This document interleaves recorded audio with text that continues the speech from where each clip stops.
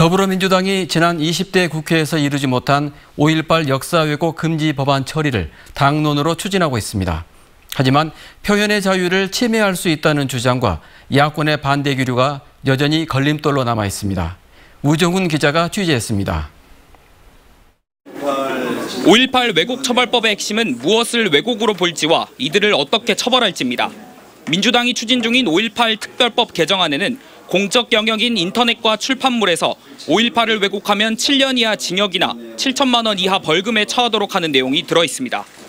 또 5.18 당시 국가의 폭력을 반인도적 범죄로 규정해 처벌의 공소시효를 없애는 것도 포함됐습니다. 시민들이 들고 일어난 저항운동이라는 그러한 성격을 보다 분명히 하고자 반인도적 범죄라 규정하였습니다. 5.18 왜곡처벌법으로 표현의 자유가 침해되지 않아야 한다는 것도 주요 안건이었습니다.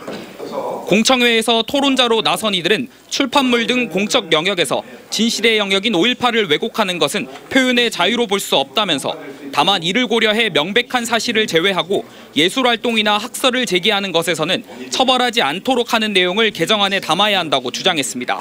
위법성이 조각되는 그런 것들을 만듦으로써 헌법상 보장된 표현의 자유를 조금 더 보완할 수 있는 장치가 있어야 된다. 민주당은 야당인 미래통합당의 반대가 예상되지만 21대 국회에서는 당론 차원으로 추진해 반드시 특별법을 개정하겠다고 밝혔습니다.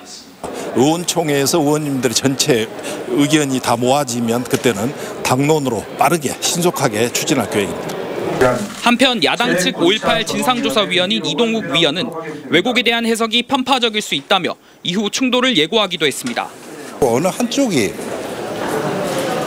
왜곡 처벌법을 만들고 저건 왜곡이다라고 판단하면서 왜곡 세력이라고 딱지를 부착하면 이에 앞서 왜곡 처벌법을 발의해 이번 개정안과 상충되는 게 아니냐는 지적이 나온 양양자 의원도 5.18 특별법 개정안이 먼저 통과될 수 있도록 적극 돕기로 했습니다.